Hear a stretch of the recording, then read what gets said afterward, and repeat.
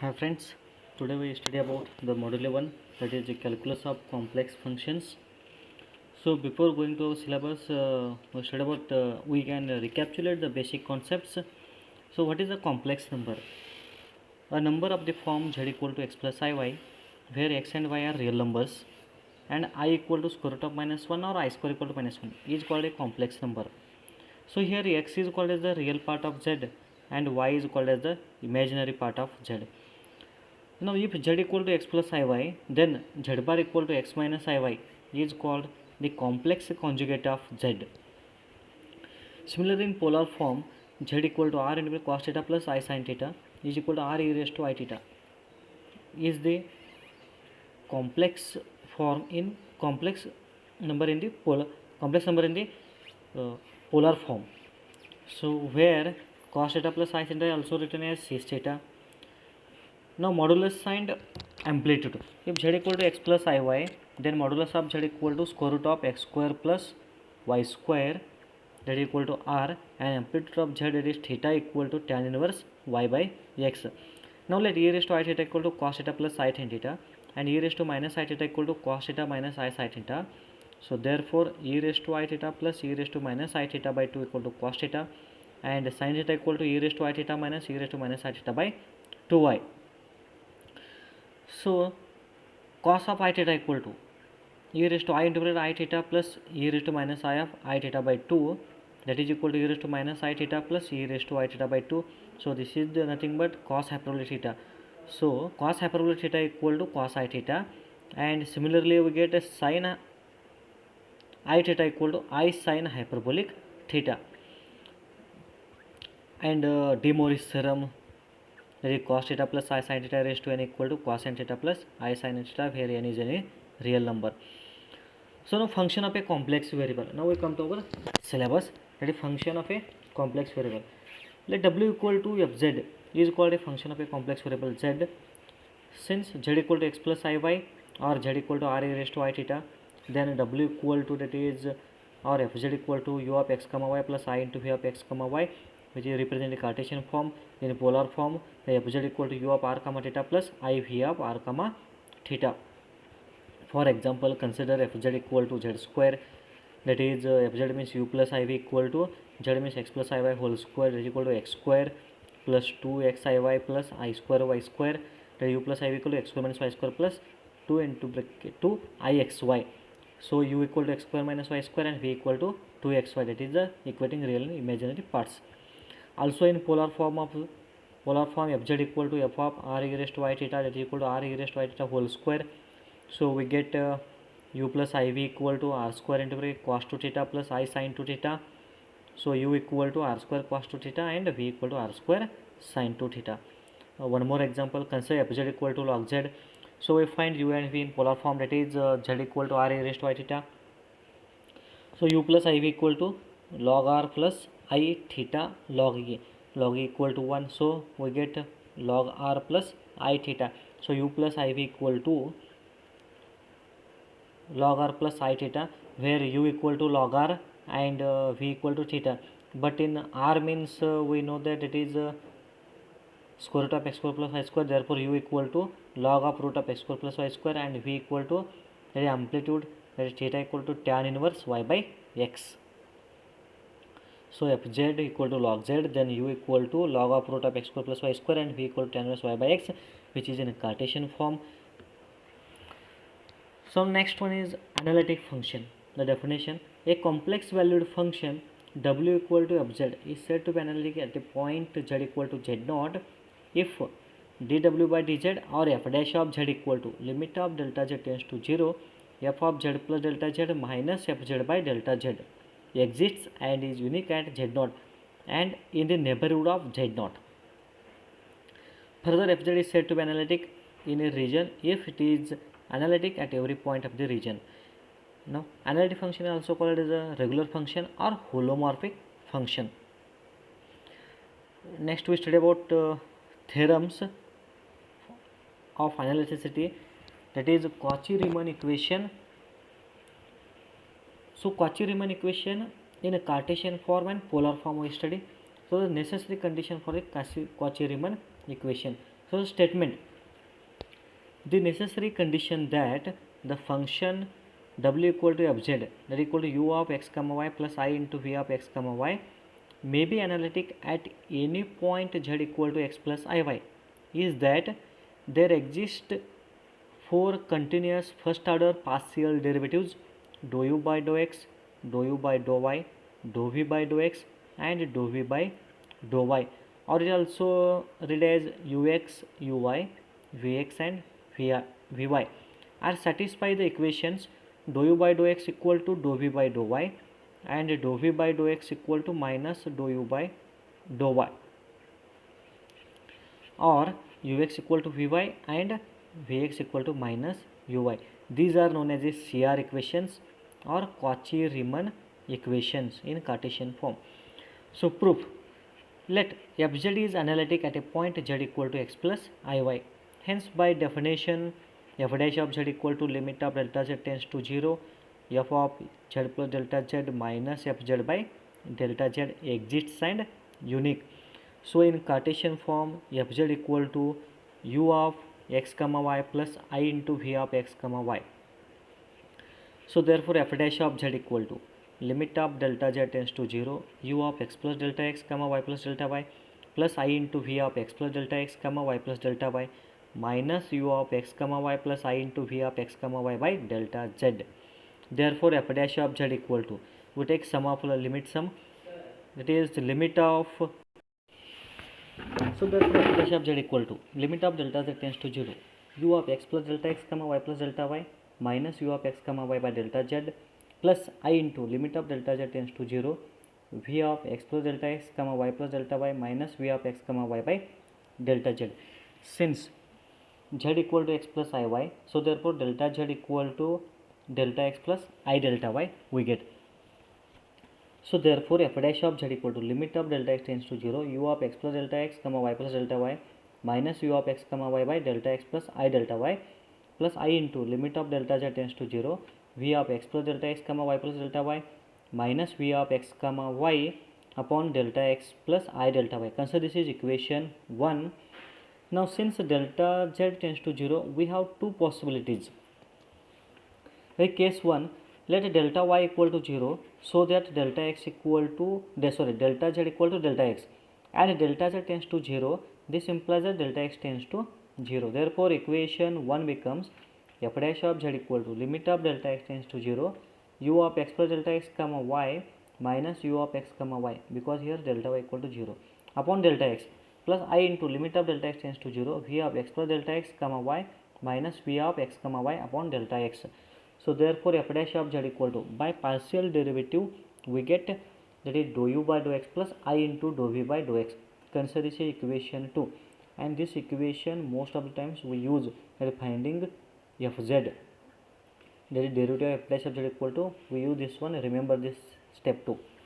Now case 2, let delta x equal to 0, so that delta y equal to I delta y, sorry delta z equal to I delta y, and delta z tends to 0, this implies that delta y also tends to 0. Therefore equation 1 becomes, in equation 1 f dash of z equal to limit of delta y tends to 0, u of x comma y plus delta y minus u of x comma y upon I delta y plus I into limit of delta y tends to 0, v of x comma y plus delta y minus v of x comma y upon I delta y. Now both the terms take 1 by I outside, so f dash of z equal to dou u by dou y plus dou v by dou y.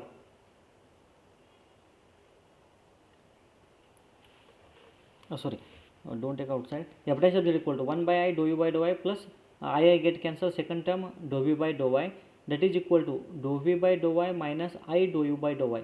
Consider equation 3, because 1 by I equal to, we take minus I. So therefore from equation 2 and 3 we get dou u by dou x plus I dou v by dou x equal to dou v by dou y minus I dou u by dou y.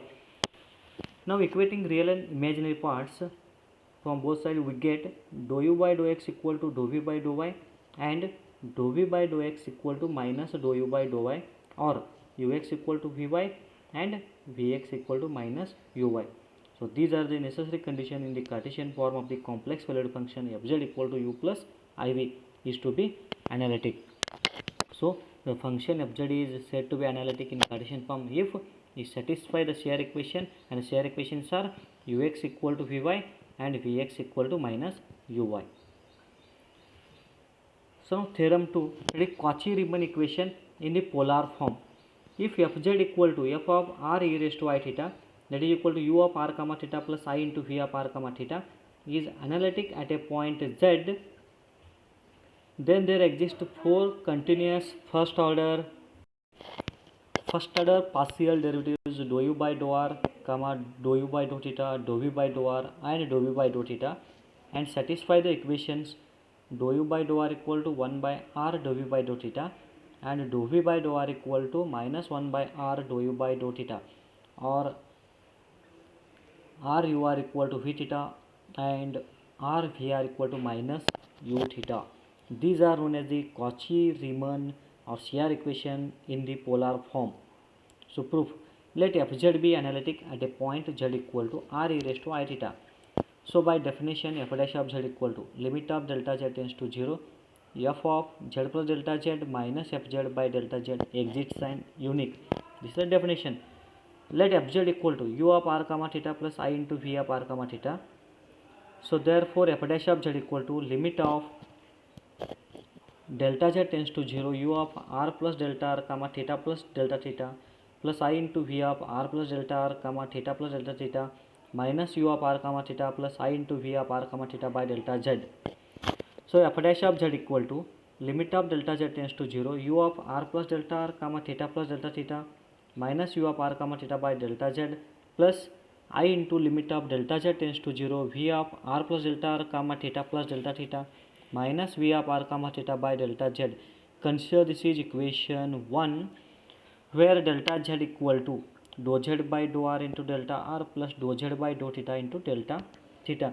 This is by total differential. So that is equal to e raised to I theta delta r plus I r e raised to I theta delta theta, because dou z by dou r and dou z by dou theta, that is z differentiating with respect to r and theta partially, we get this step. That is delta z equal to e raised to I theta delta r plus I r e raised to I theta delta theta. Since delta z tends to 0, we have two possibilities. Case 1, let delta theta equal to 0, so that delta z equal to e raised to I theta delta r, and delta z tends to 0, this implies that delta tends to 0.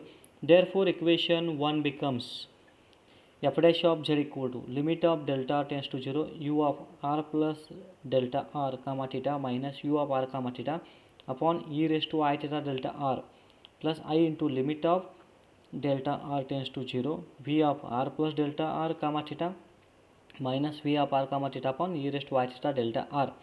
So f dash of z equal to, taking 1 by e raised to I theta common, take it outside, 1 by e raised to I theta into bracket dou u by dou r plus I into dou v by dou r, or that is equal to e raised to minus I theta dou u by dou r plus I into dou v by dou theta, e raised to I minus I theta into dou u by dou r plus I into dou v by dou r. Consider equation 2. Remember this equation 2 in polar form. We find fz, that is f dash of z, we use this one. Remember this step. Now case 2, let delta r equal to 0. This implies that delta z equal to I r e raised to I theta delta theta, and delta z tends to 0. This implies that delta theta tends to 0.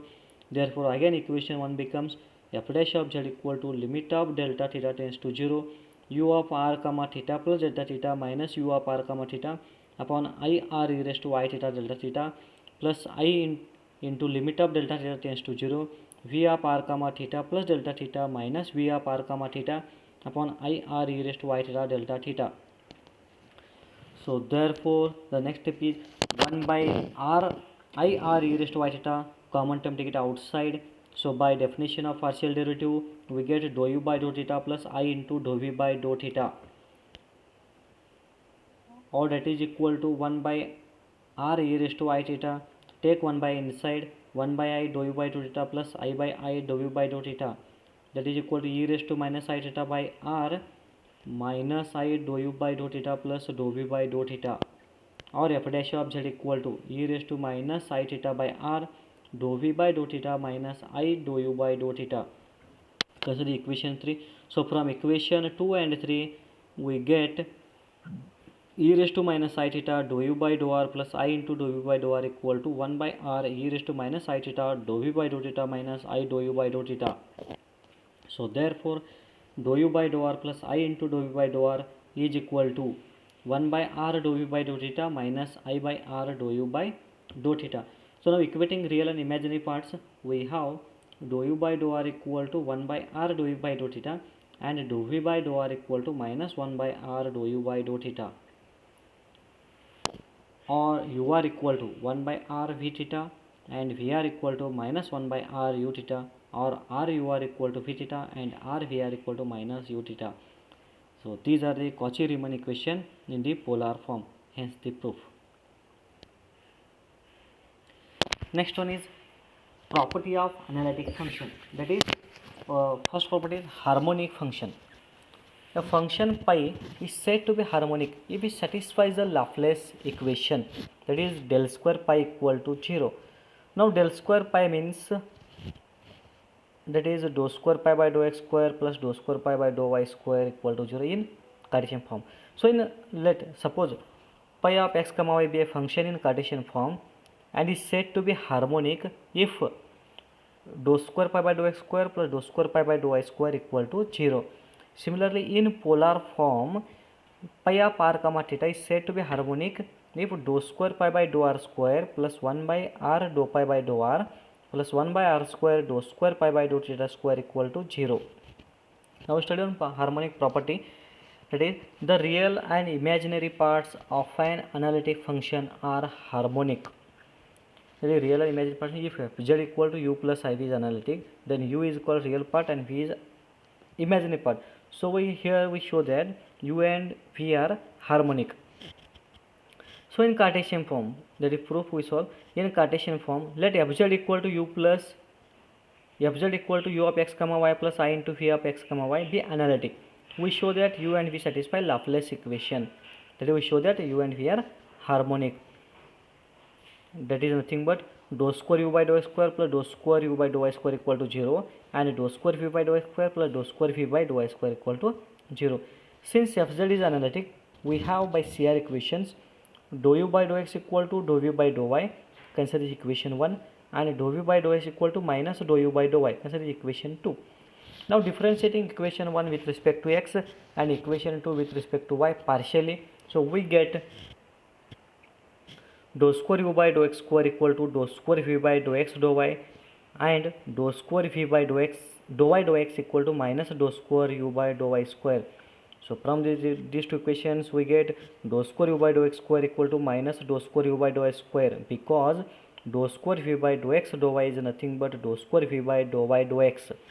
So therefore dou square u by dou x square plus dou square u by dou y square equal to 0. So this implies that u is harmonic.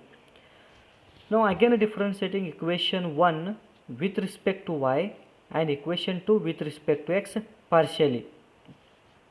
So therefore dou square u by dou y dou x equal to dou square v by dou y square and dou square v by dou x square equal to minus dou square u by dou x dou y, or dou square u by dou y dou x equal to dou square v by dou y square and take minus on left hand side, so we get minus dou square v by dou x square equal to dou square u by dou x dou y.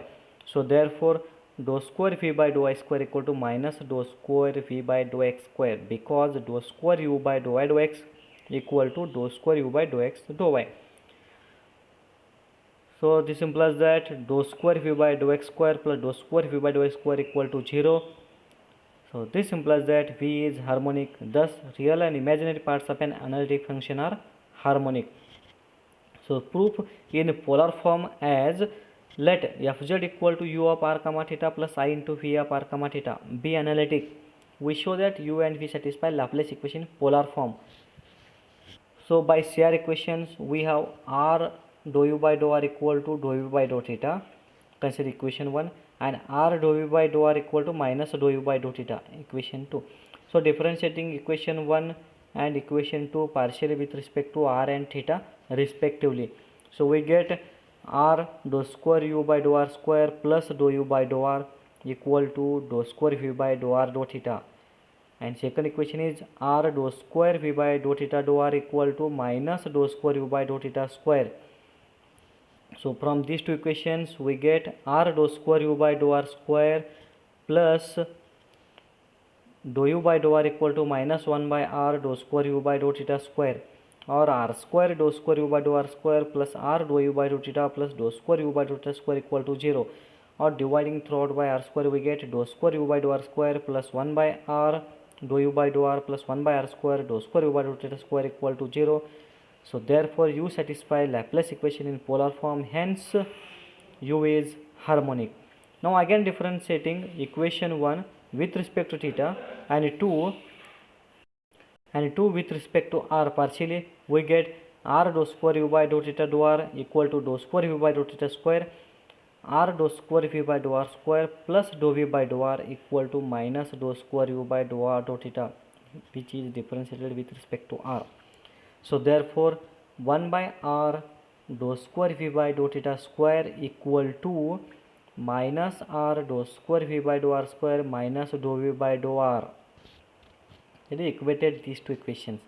So therefore 1 by r dou square v by dou theta square plus r dou square v by dou r square plus dou v by dou r equal to r. Dividing throughout by r we get dou square v by dou r square plus 1 by r dou v by dou r plus 1 by r square dou square v by dou theta square equal to 0. So therefore we satisfy Laplace equation in polar form, hence V is harmonic, hence the proof. Now one more property of analytic function is orthogonal property. If fz equal to u plus iv is analytic, then family of curves u of x comma y equal to c1 and v of x comma y equal to c2, where c1 and c2 being constants intersect each other orthogonally. Proof: we know that two curves intersect each other orthogonally if the tangents at the point of intersection are at right angles. Since dy by dx represents slope of the tangent and the condition for perpendicularity of two lines is that product of their slopes must be equal to minus 1, that is m1 into m2 equal to minus 1. This property was studied in second PUC, applications of derivative chapter. Consider u of x comma y equal to c1.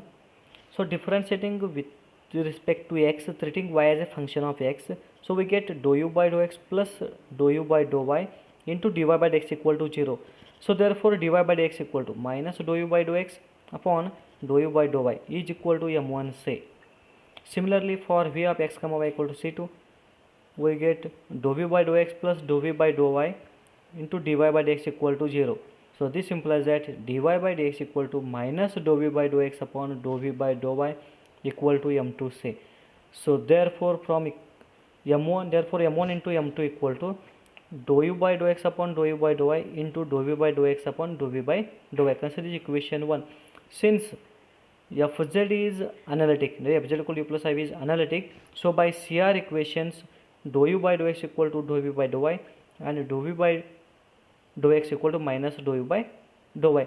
So substituting this value in equation 1, so we get m1 into m2 equal to dou u by dou x upon minus dou u by dou x into dou v by dou x upon dou u by dou x. The terms cancel each other, is equal to, we get minus 1. Therefore m1 into m2 equal to minus 1. Hence the curves intersect orthogonally at every point of intersection. Hence the proof. Thank you.